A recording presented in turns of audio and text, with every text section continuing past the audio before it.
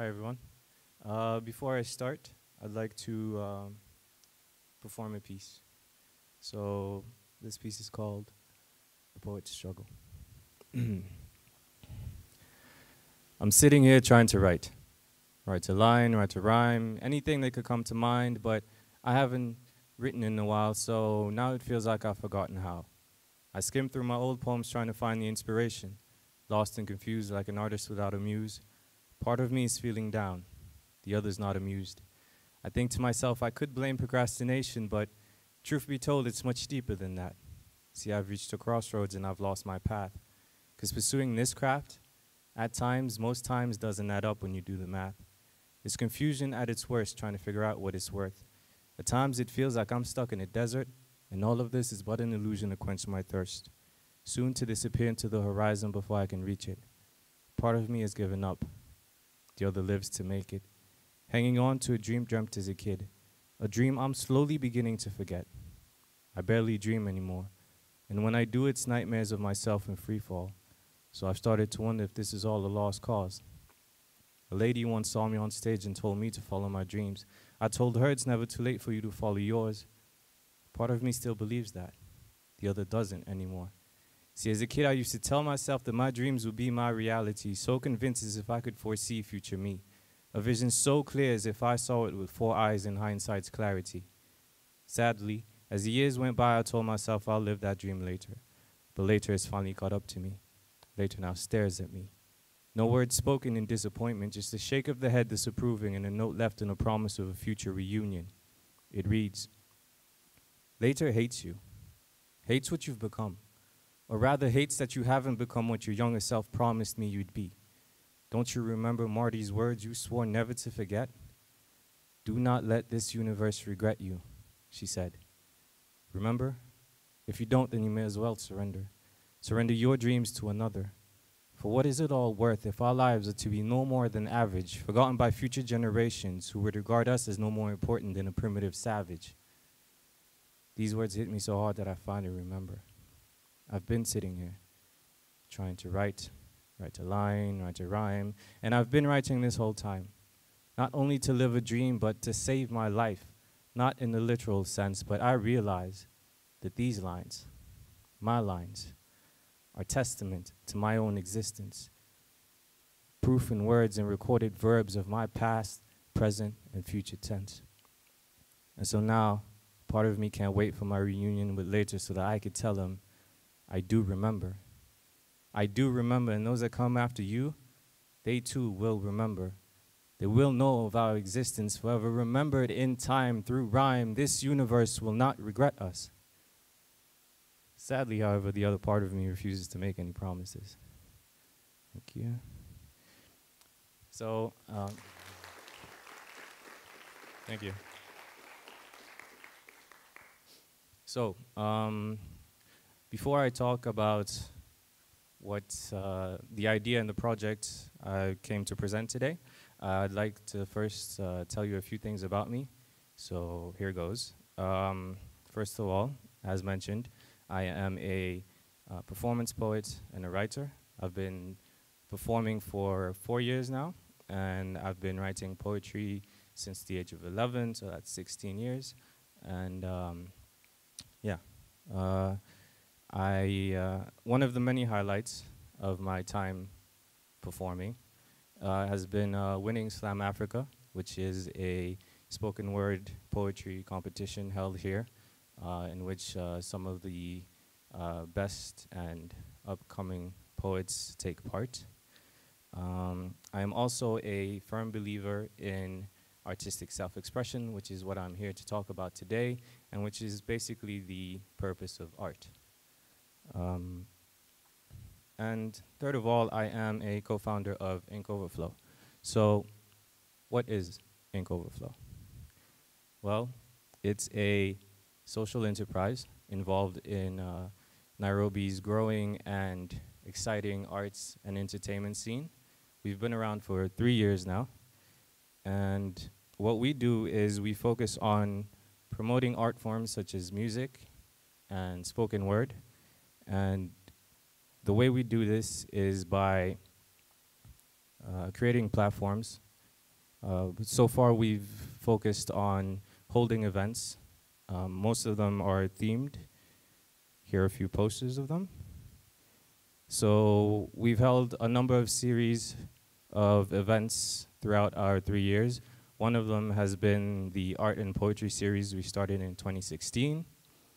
And what this series is basically shows themed around topics we feel needed to be addressed in our communities.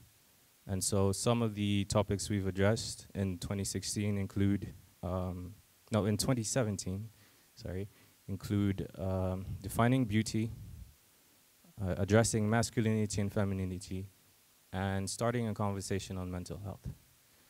Now, most recently, we've also started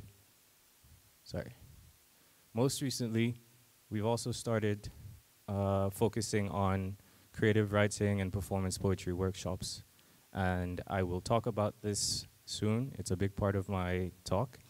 But first of all, let's talk about the power of artistic self-expression. So we at Ink Overflow are firm believers in artistic self-expression. First of all, because we believe art is the perfect medium to both convey a message and to capture an audience's attention. Art incites emotion. Art inspires. Art makes people think and see things different from how they usually would. And if I dare say so, art makes life worth living. Yeah. And so why do we believe in self-expression? Well, because not only does it allow us as individuals to communicate with the world around us, but it also shows us who we are as individuals. The more we're able to articulate, get it? Articulate. The more we're able to articulate with the world around us about who we are, the more we seek knowledge about the world around us, and the greater the understanding we gain of our own true selves. Now, we also believe that creative minds, we also believe that creative minds we also believe that the more creative we are, the more greater the ideas we have, and the more we evolve as individuals, but also as communities as well. And also, creative minds who have the ability to express themselves freely and openly make for better, more rounded individuals with different skill sets. One more thing, confidence, self-expression leads to confidence. It allows us to take on the world. It allows us to tell the world, this is who I am. And finally, on why we're big proponents of artistic self-expression, and it's my favorite reason, it's that there's something beautiful and wonderful about realizing that you alone can tell your own story. You alone can use your own words. No one else is going to tell your story for you unless, of course, you tell it first. So that's why we believe in artistic self-expression. Now let's move on to what we're doing and the project I've come here to talk about. So we want to focus on holding clubs and workshops for creative writing and performance poetry. So far, we've been very fortunate enough to hold a few workshops here at ISK with the Creative Writing Club throughout the month of February.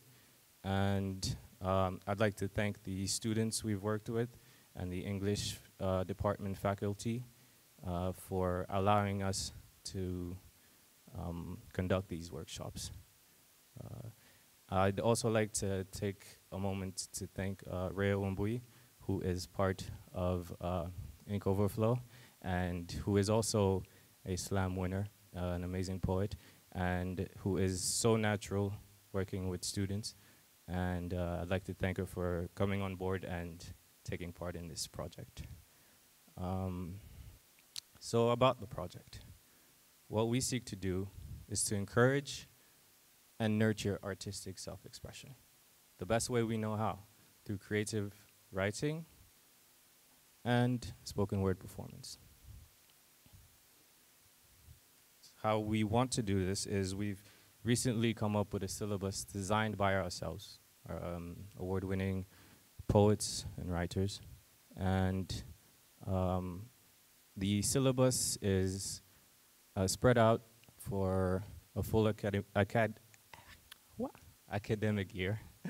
And it is broken down into terms. Each term focuses on various topics. These include eloquence, realizing one's own identity, defining spoken word, emotional expression, amongst many more. Now, what are our objectives through this project? Well, they're simple. First, we want to hold schools and school clubs and workshops in different high schools in Nairobi. And secondly, we want to bring the students together, the ones we're able to work with, and celebrate and appreciate art and allow them to express themselves freely. Now, what do students gain? Well, it's simple, really. And for this, I'd like to quote Robert Frost, who says, "A poet begins in delight and ends in wisdom." Now, we believe that this is true of the writer as much as it is for the reader. And if I have to pick 3 key benefits for students from this project, they would be enhanced public speaking skills, eloquence and self-expression, and greater knowledge of themselves and the world around them. And we believe this is very important, especially in our teen years for many of us. I just met Eli today, and he told me that poetry got him through high school. I was like, same. And we fist bumped. And I was like, no, we're friends. That's cool. So yeah, so it's pretty important. And that's the idea. Now, before I leave you, I'd like to perform just 2 more pieces. One is called Dreams, and it's one I perform when I talk to students, and it's one with an important message I feel should be shared. Okay. An average life is a mare, but dreams fulfilled are better. If nothing else, I hope that's what you remember. I hope that you never give up on yours, because I'll never give up on mine.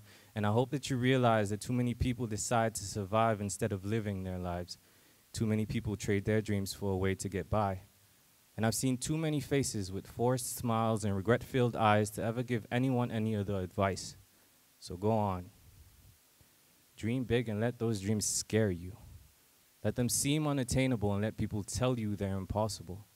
Then chase those same dreams till they become your reality, and everyone you knew tells you they always had faith in you. Because a life lived in the pursuit of what you wish to achieve is the only kind of life worth waking up to. I won't lie to you and tell you that dreams come easy. They're not meant to. I'll be honest and admit there are days I doubt I can achieve mine. It's okay to question yourself. You wouldn't be human if you didn't. But if your dreams are worth more than your sacrifices and sleepless nights, then attaining them will be worth everything you ever go through. And if anyone should ever tell you to give up or just quit, tell them the same words that I would tell those who would doubt me. One day, you'll understand. One day, this will all make sense. One day, these dreams I chase will come true. At this point, they have to. Thank you. And finally, the This one is called The Plan, Master Plan. And it's one I wrote when I first started performing, actually, so about 4 years ago. And it goes like this. The attention span of the modern mind isn't enough time for you to understand my plan conceived ever since I came to this land. You could only perceive a glimpse of my dreams if you cared to read through all of my seams, sewn on blank sheets with black ink from a pen so attached to my hand you'd think it's ink I bleed. Rhymes written in cursive, read and rehearsed, then performed to you, for you to concur with. My claim to fame was never about monetary gain, although I'd hope you appreciate and remember the name. I only wish to share my vision so we could look at this world the same. Society is messed up, how we let greed rule us. Many know this but still choose to remain passive. People pray for change, but won't join the masses. Words are more powerful than swords, there's no need for violence. I hold this to be true. The ink of a scholar is worth more than the blood of a martyr. Now at this point, your attention is probably beginning to wane, so before I finish, let me share with you this, the first part of my plan. My first and foremost wish, the first of my dreams, would be for poetry to lead a nation. I say it again, my capital plan would be that poetry leads a nation. Thank you for your time.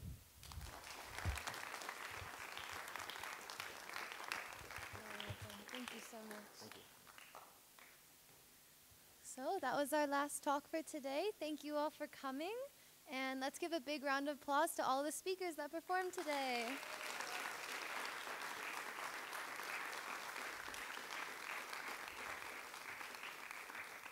And also a huge thank you to Mr. Science and Ms. VOK for organizing this event. And I hope everyone had a great time today. And we hope to see you next year in April for our 3rd edition of TEDx.